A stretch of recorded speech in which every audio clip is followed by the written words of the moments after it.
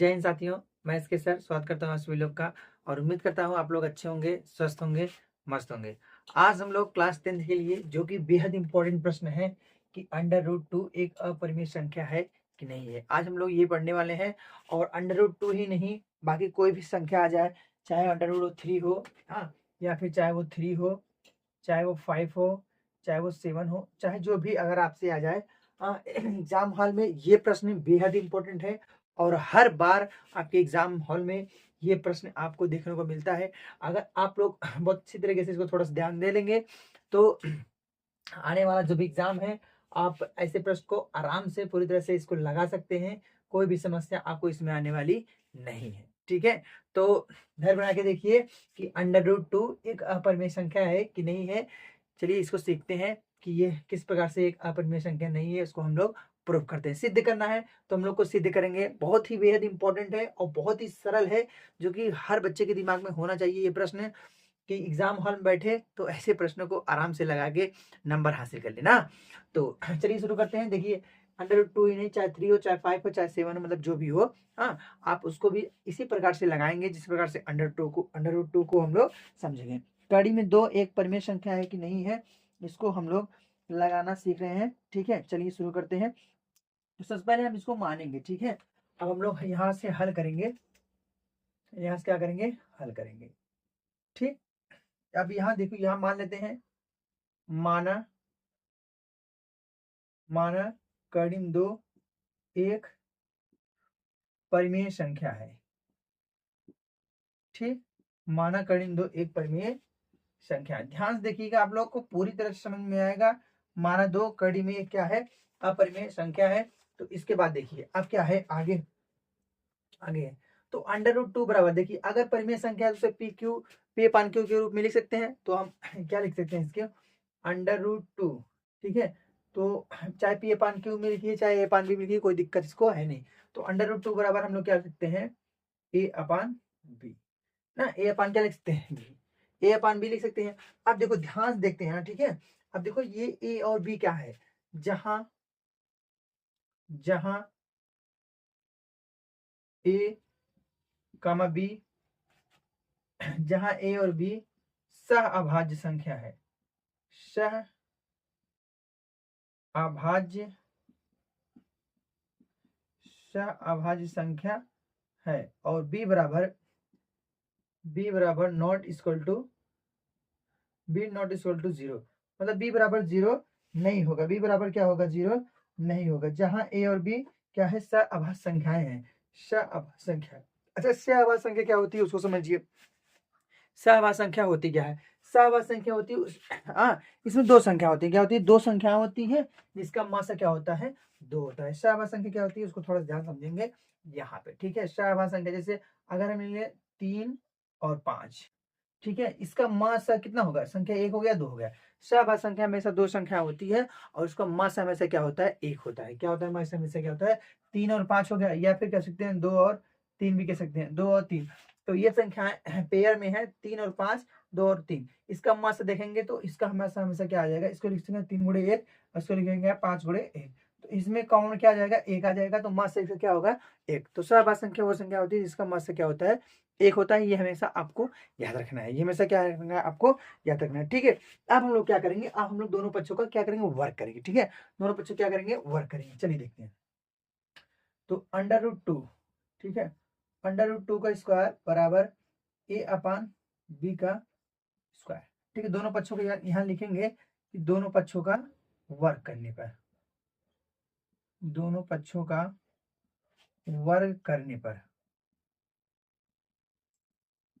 ठीक, दोनों पक्षों का वर्ग करने पर आराम से हम लोग क्या कर दिए, वर्ग कर दिए। तो ये अंडर रूट हटेगा ना, जैसे स्क्वायर है तो अंडर रूट हट जाएगा, तो यहाँ क्या बचेगा, 2 हट जाएगा, और यहाँ पे क्या बचेगा, ए स्क्वायर अपान बी स्क्वायर, अपान क्या हो जाएगा, बी स्क्वायर। अब देखिए बी स्क्वायर इस तरफ जाएगा, क्या होगा, बी स्क्वायर क्या होगा, इस तरफ जाएंगे 75 होगा, तो क्या हो जाएगा, हाँ, 2b² बराबर ए स्क्वायर की, क्या हो जाएगा, 2b² बराबर ए स्क्वायर की। ये आपका हो गया पहला समीकरण। ये क्या हो गया, आपका ये फर्स्ट समीकरण हो गया। ये क्या हो गया, आपका फर्स्ट समीकरण हो गया। ये इस जो भी हमने सब कुछ देखा उसमें ये क्या है, फर्स्ट समीकरण हो गया। अब यहाँ से देखेंगे, हम लोग, चूंकि हाँ, चूंकि ए स्क्वायर 2 जो है यानी कि 2 ए स्क्वायर को विभाजित करता है, ठीक, विभाजित करता है ए स्क्वायर 2 को, ए जो ए 2 है वो ए स्क्वायर को विभाजित करता है, इसलिए इसलिए 2 ए को भी विभाजित करेगा, ठीक, विभाजित ए को भी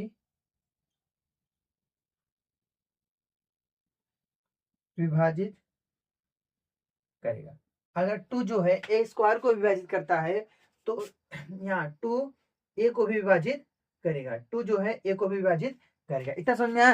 अच्छा देखो यहाँ पर कैसे समझ में आ रहा है विभाजित करेगा, जैसे देखिए ए स्क्वायर, मान लो एक संख्या है, ठीक है, कोई संख्या है, ठीक, मान लो ए स्क्वायर, जैसे अगर यहाँ पर संख्या है तो ये देखिए जो दो यहाँ पर है ना गुणनखंड में, क्या है, ये 2 के गुणनफल में बी और 2 क्या है, ये गुणनफल में है, और इस तरफ आ जाएगा तो भाग में आ जाएगा, तो भाग में जब आएगा तो ए स्क्वायर अपान क्या हो जाएगा, 2 हो जाएगा। तो इसका मतलब ए स्क्वायर में 2 को हम 2 से भाग करेंगे, तो 2 से भाग करेंगे तो विभाजित हो गए। अगर ये किसी संख्या मानेंगे, जैसे मान लेंगे 4 मान लीजिए, हाँ, तो 4 चौक कितना हो जाएगा, 16, 16 में 2 से भाग देंगे कितना आ जाएगा, 8। जैसे देखियो अगर हम ए स्क्वायर बराबर क्या रखें, देखिए 4, ठीक, ए स्क्वायर बराबर ओ ए बराबर 4 मानेंगे तो ए स्क्वायर बराबर कितना हो जाएगा, 16। अब 2 इस पार आएगा तो 16/2 हो जाएगा, तो कट जाएगा कितना आ जाएगा, 8। तो इसलिए कहते हैं कि जो ए 2 है ए स्क्वायर को विभाजित करता है, जो 2 है ए को विभाजित करता है, तो 2 ए को भी विभाजित करेगा ना, 2 ए विभाजित करेगा। ये प्रमेय है आपका, ये क्या है, प्रमेय है। अब हम लोग थोड़ा सा यहाँ आगे मानेंगे, ठीक है, हम लोग आगे क्या मानेंगे, तब हम, हाँ, तो यहाँ हम क्या करेंगे, हाँ, तब हम मार्कर दूसरा लेते हैं, ठीक है। अब हम लोग क्या करेंगे ना, ए स्क्वायर का यहाँ पर ए बराबर कुछ मान लेते हैं, ए बराबर, ठीक है, तब हम ए बराबर, तब हम ए बराबर 2m, ए बराबर क्या रखते हैं, तब हम 2 बराबर ए बराबर 2m रखते हैं, या फिर ए बराबर 2m मान लेते हैं, ऐसे लिख लें आप लोग, ठीक है, ए बराबर, तब हम ए बराबर 2m मान लेते हैं,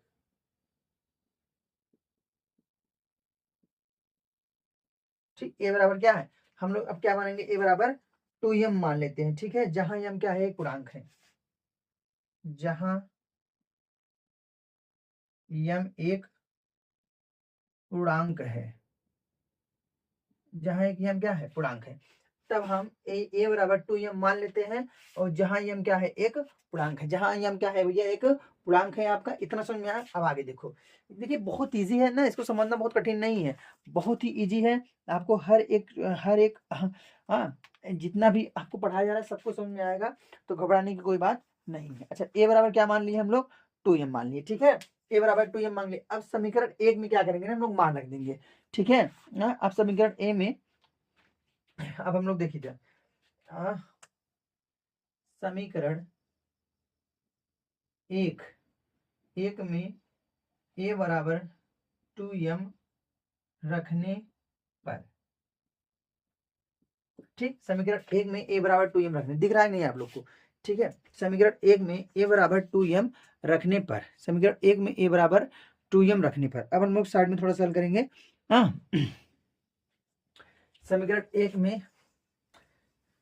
ए बराबर 2m रखने पर, तो यहाँ पे थोड़ा सा देख लेते हैं हम लोग, समीकरण 1 में 2 बराबर m रखने पर ना, अब देखो यहाँ हो जाए क्या आपको, आप लोग का समीकरण 1 यही है, हाँ, 2b स्क्वायर, तो ये हो गया आपका, यहाँ पर हम लोग ए से थोड़ा सा लाइन बना लेते हैं और यहाँ पर लिख देते हैं, ठीक, तो यहाँ क्या हो गया, समीकरण 1 आप क्या है 2a square, sorry 2b square बराबर ए स्क्वायर, ये समीकरण आपका फर्स्ट है, इसी में रखना है कितना, ए बराबर 2m, तो हो जाएगा 2b स्क्वायर बराबर 2m स्क्वायर, 2m का कितना हो जाएगा, होल स्क्वायर हो जाएगा, 2m कितना हो जाएगा, होल स्क्वायर, ठीक ना, 2m कितना हो जाएगा, होल स्क्वायर। अब ध्यान देखेंगे आप लोग ना अब देखो इसको रखेंगे 2b स्क्वायर बराबर इसको कहते हैं 4m स्क्वायर। ठीक, तो दूना 4 हो गया, m का m स्क्वायर हो जाएगा ना। अब ध्यान से देखो, 2 से काटेंगे, 2 दूना 4, तो दोनों कितना हो गया 4, तो b स्क्वायर बराबर कितना हो जाएगा m का, b स्क्वायर बराबर कितना हो जाएगा 2m स्क्वायर का। अब ध्यान देखिए, बी स्क्वायर बराबर कितना हो जाएगा 2m स्क्वायर का। अब जैसे यहाँ पर इसको माने हैं ना, वैसे यहाँ पर इसको भी मान लेते हैं, कुछ नहीं करना है। तो यहाँ पे हो जाएगा, क्योंकि हाँ 2, अब देखो 2 यहाँ पर गुणनखंड में इस तरफ जाएगा, क्या भाग में हो जाएगा, तो ये हो जाएगा 2b स्क्वायर को विभाजित करता है। ठीक, विभाजित करता है, इसलिए 2b को भी विभाजित करेगा, विभाजित करेगा। इधर देख रहे हैं आप लोग। हाँ देखिए यहाँ पर जैसे लिखे थे कि 2 जो है ए स्क्वायर को विभाजित करता है, हाँ तो 2 ए को विभाजित करेगा, तब हम ए बराबर क्या मान लिए 2m मान लिए, तो यहाँ पर भी आ गया जो 2 है वो बी स्क्वायर को विभाजित करता है, और 2 को भी 2 जो है 2 जो है वो बी को विभाजित, जिस प्रकार से बी को बी स्क्वायर को विभाजित करेगा उसी प्रकार से किसको विभाजित करेगा, बी को भी विभाजित करेगा। आप लोग को पूरी तरह से दिख रहा है, ठीक है दिख रहा है। अभी थोड़ी देर में ये प्रश्न आपको देखिए पूरी तरह से अब सॉल्व हो चुका है ना, पूरी तरह से क्या हो चुका है सॉल्व। अब हम लोग जो कुछ माने हुए हैं ना, अब हम लोग क्या करें, जो कुछ माने हुए हैं उसको थोड़ा सा संतुष्ट करा देंगे, बस कुछ करना नहीं है। इतना पूरा आप लोग को समझ में आ गया है, इतना भी समझ में आ गया है, कुछ करना नहीं है, बस आपको बस लिखना है। अब क्या करना है, लिखना है, क्या लिखना है वो ध्यान देखिए। ध्यान से देखिए, अब देखो समीकरण 1 में और समीकरण 2 में, अब ध्यान से देखेंगे हम लोग। अब हम लोग बस लिखना है, बस क्या लिखना है वो देखो ध्यान से। समीकरण समीकरण 1 तथा समीकरण 1 तथा 2 में, समीकरण 1 तथा 2 में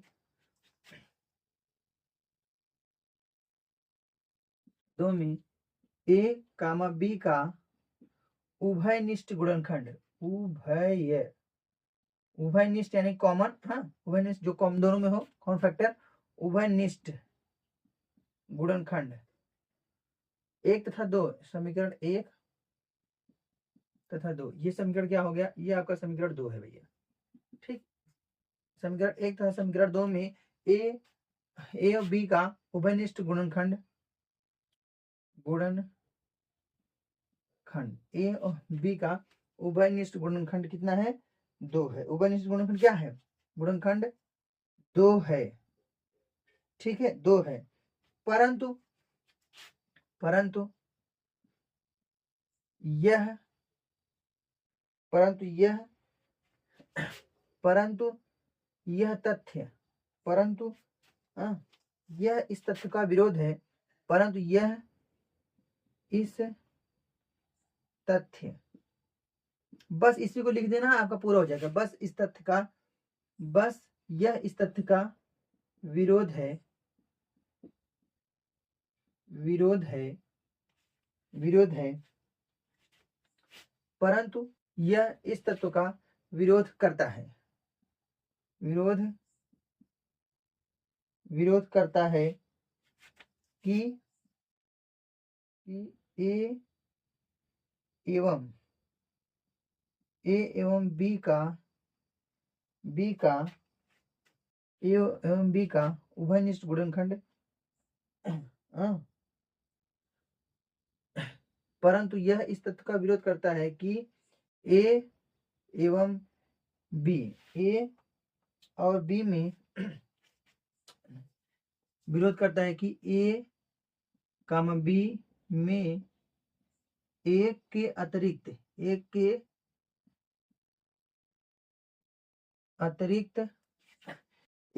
दूसरा मार्कर यूज करते हैं, आप लोग को थोड़ा सा कम दिख रहा होगा, ठीक है।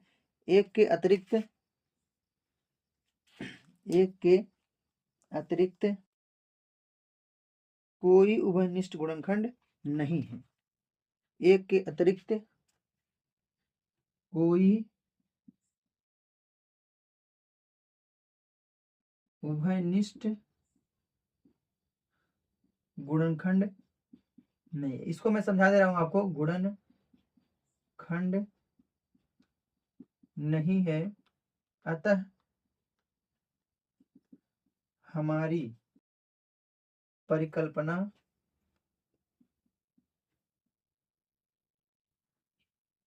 गलत है।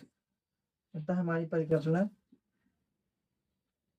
गलत है, गलत है। ठीक है, अतः हमारी परिकल्पना क्या है, गलत है। इसलिए इसलिए कड़ इन दो एक क्या है, परिमेय संख्या है। अतः हमारी परिकल्पना क्या है, गलत है। अतः हमारी परिकल्पना गलत है, गलत है। इसलिए इसलिए कड़ इन दो एक अपरिमेय संख्या है। ठीक, दिख रहा है आप लोग को, अपरिमेय क्या है, संख्या है। ये पूरी तरह से आप लोग को हाँ हो गया है सॉल्व। अब मैं इसको आपको पूरी तरह से पहले समझाता हूँ। अब देखिए ध्यान से, चाहे कड़िन 2 हो, चाहे कड़िन 3 हो, चाहे कड़िन 5 हो, चाहे कड़िन 7 हो, अगर आपको ये समझ में आएगा तो आपके एग्जाम के लिए एक क्वेश्चन समझ लो आपका बन के तैयार हो गया। एक क्वेश्चन आपका बन के हमेशा तैयार हो गया है। चलिए शुरू कर देखते हैं एक बार फिर से। हाँ, हम क्या कर लिए, हम लोग हल कर लिए हैं, हल कर रहे हैं कि माना अंडर रूट 2 एक क्या है, परिमेय संख्या है। माना अंडर रूट 2 क्या है, एक परिमेय संख्या है। ठीक, तो ए बराबर अंडर रूट 2 बराबर हम क्या होगा, ए बटा बी। यहाँ पर पी अपान क्यू मान सकते हैं आप लोग को, निश्चिंत है, चाहे कुछ भी मान लीजिए, बटे मानना है बस, ए अपान बी, पी अपान क्यू, हाँ मतलब जो भी मानना है। जहाँ ए इंटू ए और बी क्या है, सहभाज्य संख्या है। यहाँ क्या है, ए और बी क्या है, सहभाज्य संख्या है। ठीक है, क्या भैया, सहभाज्य संख्या। इतना समझ में आया। अच्छा, सहभाज्य संख्या क्या होती है, जैसे सहभाज्य संख्या हमेशा पेयर में होती है, जैसे 3 और 5, इसका हमेशा मतलब क्या होता है, 1 होता है। बी बराबर not equal to 0, B not equal to 0 मतलब बी का मान जो है 0 नहीं होगा। ठीक, तब दोनों पक्षों का वर्क करने पर वर्क कर दिए, अंडर रूट 2 स्क्वायर ए अपान बी का स्क्वायर, तो अंडर रूट 2 का क्या हो जाएगा, 2 हो जाएगा। यहाँ पर ए स्क्वायर अपान बी स्क्वायर। ठीक, इसको इसको इस तरफ ले जाएंगे तो गुणन चल जाएगा, बाटे में है तो क्या हो जाएगा, 2b स्क्वायर पढ़ना। अब देखो 2 इधर आएगा ना तो बाटे में आएगा, इसलिए ए स्क्वायर को कौन विभाजित करेगा, 2, जो है ए स्क्वायर को विभाजित करता है, इसलिए 2 1 को भी विभाजित करेगा। तब हम a बराबर 2 मान लेते हैं, जहां यम एक क्या है, पूर्णांक है, जहां यम एक क्या है, पूर्णांक है। ठीक, अब समीकरण 1 में a बराबर 2m रखने पर समीकरण 1 क्या है, 2b स्क्वायर बराबर 1, समीकरण 1 है। अब देखो इसको यही है, यहाँ पर 2m रखना है, यहाँ पर क्या रखना है, 2m, a बराबर क्या मालूम है, 2m। तो यहाँ पर इसको स्क्वायर करेंगे, 4 हो जाएगा, 4m स्क्वायर, 4m स्क्वायर हो जाएगा, 2 2 काटेंगे, कितना आ जाएगा, यम है, कितना आ जाएगा, यम। अब बी स्क्वायर बराबर क्या है, 2m स्क्वायर, ये समीकरण आपका 2 बन गया, समीकरण आपका 2। अब देखो यहाँ पर, जैसे देखो यहाँ पर 2 को ले जाएंगे तो ये बटे में जाएगा, तो 2 जो है बी को विभाजित करता है, इसलिए 2 बी को विभाजित करेगा, बी स्क्वायर को विभाजित करेगा तो बी को विभाजित करेगा। तो समीकरण 1 था, समीकरण 2 में ए, अब यहाँ से लिखना है बस, समीकरण 1 तथा समीकरण 2 में ए और बी का उभयनिष्ठ गुणनखंड 2 है, परंतु यह इस तथ्य का विरोध करता है कि ए और बी में एक के अतिरिक्त कोई अन्य गुणनखंड नहीं है, अतः हमारी परिकल्पना गलत है, इसलिए यह क्या है, अपरिमेय संख्या है। मतलब ए और बी का जो उभयनिष्ठ गुणनखंड होना चाहिए वो 1 होना चाहिए, और लेकिन 1 के अलावा क्या मिल गया, इसमें 2 भी मिल गया है, इसलिए यह बता देता है कि 1 के अतिरिक्त गुणनखंड नहीं होना चाहिए। सहभाज्य संख्या में 1 का अतिरिक्त गुणनखंड नहीं होना चाहिए। जैसे देखो ये सहभाज्य संख्या, इसे अतिरिक्त गुणनखंड क्या, 1 है, 1 इसमें, 1 इसमें है, लेकिन इसमें 2 भी आ जा रहा है, इसमें क्या आ जा रहा है, 2 भी आ जा रहा है, तो ये बता रहा है कि 1 होना चाहिए, आपका 2 भी आ जा रहा है, और जब 2 भी आ जा रहा है तो वो क्या हो जाएगा, अपरिमेय संख्या हो जाएगी। यहीं पर ये हमारी जो हमने माना है ये एक परिमेय संख्या है, ये गलत हो चुकी है, इसलिए ये सिद्ध है। अब यहाँ पे लिख सकते हैं इति सिद्धम, क्या लिख सकते हैं, इति सिद्धम, यह प्रूफ है। यहाँ पर लास्ट में हम लोग लिख सकते हैं इति सिद्धम। ठीक, इति सिद्धम, यह सिद्ध हो गया, इति सिद्धम, यह एक परिमेय संख्या है। अच्छा, अब चाहे 2√2 हो, चाहे √3 हो, चाहे 5 हो, यहाँ पर √3 लिख देंगे आप लोग, उसके बाद 3 हट जाएगा, फिर इसके बाद 3 यहाँ पर ए को विभाजित करेगा, फिर 3 ए को विभाजित करेगा, फिर यहाँ पर हम लोग मानेंगे 3 हम मान लेंगे, ठीक है, फिर इसको भी रख देंगे, ऐसे 5 मानेंगे तो 5 यहाँ पर आ जाएगा। तो इस प्रकार से हम लोग मानते चलेंगे और इसको सिद्ध करते रहेंगे। तो चाहे √2 हो, चाहे 3 हो, चाहे 5 हो, चाहे 7 हो, और अगर आपको एग्जाम हॉल में मिल जाएगा तो आप लोग इसको आराम से लगाइए, कोई दिक्कत की बात नहीं है। ठीक है, तो आप लोग बताएंगे कैसा लगा वीडियो। तो आज के लिए बस इतना ही, फिर नेक्स्ट चैप्टर में हम लोग लाएंगे कुछ ना कुछ आप लोग के लिए जो एग्जाम में बार आपके एग्जाम में पूछा जाता है। ठीक है, तो अगर आप लोग नए हैं तो चैनल को सब्सक्राइब करना मत भूलिएगा, आज के लिए बस इतना ही। Thank you.